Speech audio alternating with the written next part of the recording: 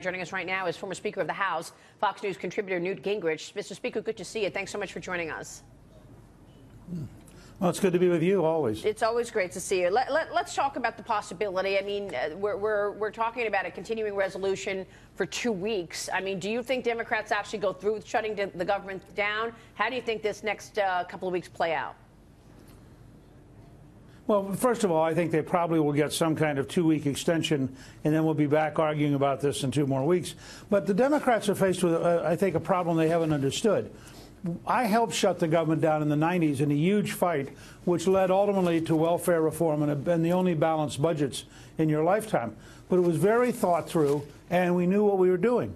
And we had already paid for most of the essential services of government. So the things that were being shut down were in many ways symbolic, the Washington Monument, the national parks. Right now, as I understand it, if you were to actually stop the continuing resolution, the Defense Department would start shutting down.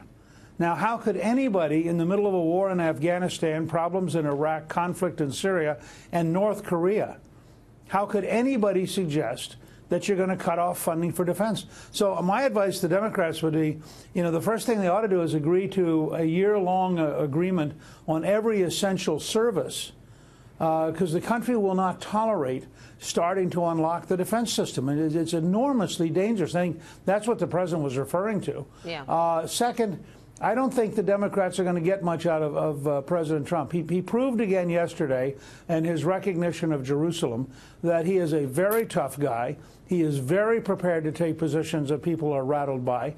And I think he's not going to give the Democrats very much in order to keep the government open. And remember, the only reason this is a problem is because they have not yet applied the Gorsuch solution in the Senate. In the Senate, we got the Supreme Court justice through because they changed the rules. Well, they could change the rules and decide spending bills only require a majority. And at that point, all of Schumer's leverage would be gone. What do they want exactly? I mean, I know it's about DACA and immigration. Explain to us what the Democrats want in order to go along with some of the president's agenda. Or will they just not go along with the agenda, period? Look, of course, the president has called for the Congress to solve the problem of the Dreamers by March, and I think he fully intends to sign a bill that does that. The Democrats believe they can get a bigger deal on immigration if they attach it to the continuing resolution. They want to do far more than the Dreamers. They want to do a great deal about people who are here illegally. The Republicans don't want to do that. In many ways, the election was fought over this issue, and I think that that's part of what's going on. Plus, if you're the Democrats, you're desperately looking for a win at something. It's been a long year for Schumer and Pelosi. It's getting worse with things going on in the Senate right now and things going on in the House. And I think part of it's just that they and their staffs are sitting around scratching their heads saying, we got to get a win on something so we can go home with dignity. Yeah, Mr. Speaker, Don Peebles.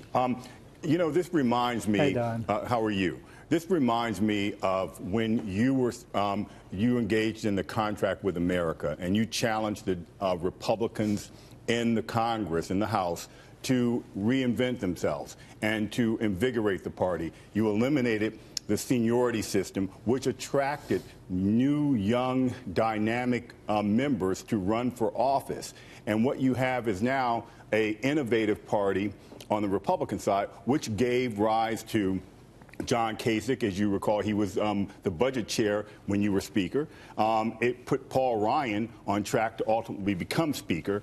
And here we have the Democrats as a party almost of the past in terms of how they are running the Congress. And it seemed, and there is this internal conflict between the younger members who want to have more say in the agenda, and they want their ideas discussed, but yet the leadership is Hoyer, Clyburn, and Pelosi, and they're stifling creativity. And what's happening, and I think this is going to translate into them not regaining the House in midterms, because they're not attracting candidates. Most people I talk to who are potential candidates for the House as Democrats say, what good is it to come into a House being in the minority party and low on the totem pole because of a seniority system? Do you think that is a part of why the Democrats are running out of ideas and desperate to try to find any kind of win, no matter whether it's good for the country or not? Look, I think that's a very useful analysis. On the House side, you do have sort of a gerontocracy. I mean, I forget what the average age of the top 3 or 4 leaders is, but it's kind of astonishing. Went down a little bit with John Conyers' resignation, but it's still pretty amazing. And I think you do have people there who live in the past. On the Senate side, you have this radical faction that's emerging, of which Gillibrand is sort of the model, and she and Elizabeth Warren. And they, frankly, have ideas. They're just the wrong ideas. But they believe passionately in what they're saying. They are desperate to impose their vision of America on the rest of the country. And I think the problem for the Democrats in that sense is that their most dynamic, younger elements are hard left and represent a world that most Americans don't want. And the ones who aren't hard left are old and actually represent about 1972.